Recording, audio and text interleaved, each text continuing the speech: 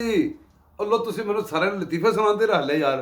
ਹਰ ਬੰਦਾ ਇੱਧਰੋਂ ਆਉਂਦਾ ਲਤੀਫਾ ਇੱਕ ਹੋਰ ਸੁਣਾਓ, ਇੱਧਰੋਂ ਆਉਂਦਾ ਲਤੀਫਾ ਇੱਕ ਹੋਰ ਸੁਣਾਓ। ਉਹ ਮੈਂ ਕਿੰਨੇ ਲਤੀਫੇ ਤੁਹਾਨੂੰ ਸੁਣਾ ਦਿਆਂ। ਲੋ ਸੁਣੋ ਫਿਰ। ਇੱਕ ਸੀ ਬੜਾ ਵੱਡਾ ਅਫਸਰ ਫੌਜੀਆਂ ਦਾ ਨਾ, ਬੜਾ ਹੀ ਵੱਡਾ ਬੜਾ ਹੀ ਵੱਡਾ ਬੜਾ ਹੀ ਵੱਡਾ ਅਫਸਰ ਸੀ। ਉਹਨੂੰ ਇੱਕ ਨੌਕਰ ਚਾਹੀਦਾ ਸੀ ਘਰ ਨਾ, ਨੌਕਰ ਕੋਈ ਜਗ੍ਹਾ ਠੀਕ ਠਾਕ, ਇੱਕ ਨੌਕਰਾਂ ਦਾ ਕਪਤਾਨ ਉਹਨੇ ਲੱਭਿਆ। ਉਹ ਜਿਹੜਾ ਨੌਕਰ ਨੇ ਬੜਾ ਮਸ਼ਹੂਰ ਸੀ, ਬੜਾ ਕਪਤਾਨ ਸੀ, ਨੌਕਰ ਨੂੰ ਕਪਤਾਨ ਕਪਤਾਨ ਕਹਿੰਦੇ ਸੀ। ਉਹਨੇ ਲੱਭ ਲਿਆ, ਲੈ ਕੇ ਆ ਗਿਆ। ਉਹਨੇ ਕਿਹਾ ਵੀ ਸਵੇਰੇ ਸਵੇਰੇ ਤੂੰ ਆ ਜਾਣਾ ਕਰਨਾ ਇੱਥੇ ਘਰ, ਤੇ ਨਾਸ਼ਤਾ ਤੂੰ ਸਵੇਰੇ ਲੇਟ ਨਹੀਂ ਹੋਣਾ, ਤੇ ਨਾਸ਼ਤਾ ਤੂੰ ਮੇਰੇ ਘਰੋਂ ਹੀ ਕਰ ਲਿਆ ਕਰ। ਤੇ ਆਪਣੀ ਬੀਵੀ ਨੂੰ ਕਿਹਾ ਕਿ ਇਹ ਨੌਕਰ ਆਇਆ ਕਰੇਗਾ ਸਵੇਰੇ ਸਵੇਰੇ, ਤੇ ਇਹਨੂੰ ਮੈਨੂੰ ਅਰਲੀ ਚਾਹੀਦਾ, ਤੇ ਨਾਸ਼ਤਾ ਇਹਨੂੰ ਮੈਂ ਕਿਹਾ ਕਿ ਇੱਥੇ ਹੀ ਕਰ ਲਿਆ ਕਰ। ਤੇ ਤੂੰ ਨਾ ਜਿੱਥੇ ਨਹੀਂ ਇਹਨਾਂ ਨਾਸ਼ਤਾ ਸੁਬਾਹ ਉੱਠ ਕੇ ਬਣਾਉਣੀ ਹੈ, ਮੇਰਾ ਬਣਾਉਣੀ ਹੈ, ਬੱਚੇ ਦਾ ਬਣਾਉਣੀ ਹੈ, ਤੇ ਇਹਦਾ ਵੀ ਨਾਸ਼ਤਾ ਬਣਾ ਦਿਆ ਕਰ। ਉਹਨੇ ਕਿਹਾ ਠੀਕ ਹੈ। ਉਹਨੂੰ ਪਰਾਠੇ ਪਰੂਠੇ ਬਣਾਉਂਦੇ ਸੀ ਸਵੇਰੇ ਨਾ, ਆਦਤ ਸੀ ਉਹਨੂੰ ਪੂਰੀ ਫੈਮਿਲੀ ਨੂੰ। ਕਈ ਫੈਮਿਲੀ ਮੈਂ ਅਸੀਂ ਵੀ ਸਵੇਰੇ ਉੱਠ ਕੇ ਪਰਾਠੇ ਖਾਂਦੇ ਹਾਂ।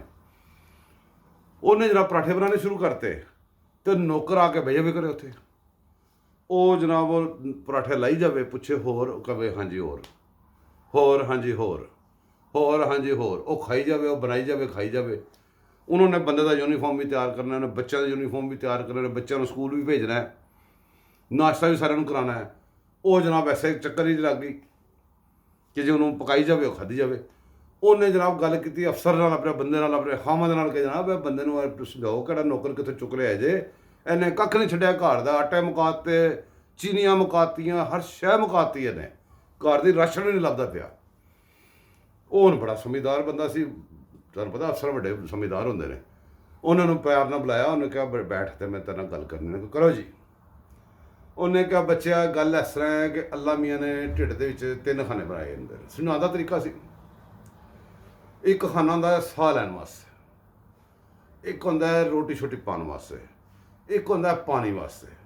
ਜੇ ਸਾਰੇ ਖਾਨੇ 'ਚ ਆਪਾਂ ਪਾ ਦਈਏ ਨਾ ਰੋਟੀ ਤੇ ਪਰਾਠੇ ਠੋਸ ਦਈਏ, ਤੇ ਬਾਕੀ ਚੀਜ਼ਾਂ ਜਗ੍ਹਾ ਨਹੀਂ ਬਚਦੀ, ਤੇ ਫਿਰ ਗੜਬੜ ਹੁੰਦੀ ਹੈ, ਵੱਡੇ ਆਪਰੇਸ਼ਨ ਕਰਾਉਣੇ ਪੈਂਦੇ ਹੀ। ਫਿਰ ਉਹਨੇ ਸਮਝਾਉਣ ਦੀ ਕੋਸ਼ਿਸ਼ ਕੀਤੀ ਆਪਣੇ ਨੂੰ ਗੋਲ-ਮੋਲ ਤਰੀਕੇ ਨਾਲ ਨਾ। ਉਹਨੂੰ ਕਹਿ ਰਹੀ ਸੀ ਕਹਿੰਦਾ ਰੋਟੀ ਘੱਟ ਖਾਇਆ ਕਰ, ਵੀ ਸਾਡੇ ਦੇ ਖਰਚੇ ਦਾ ਬੋਝ ਪੈ ਗਿਆ ਜਾਂ ਕੁਛ ਇਹੋ ਜਿਹੀ ਗੱਲ ਨਹੀਂ ਸੀ ਕਹਿਣਾ ਚਾਹ ਰਿਹਾ।